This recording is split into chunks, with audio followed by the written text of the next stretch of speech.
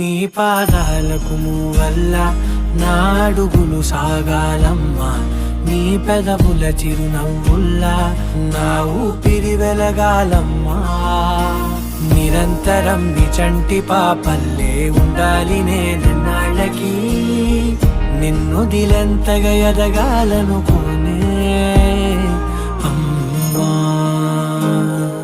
అణువణువణు నీ కొలువే అమ్మా,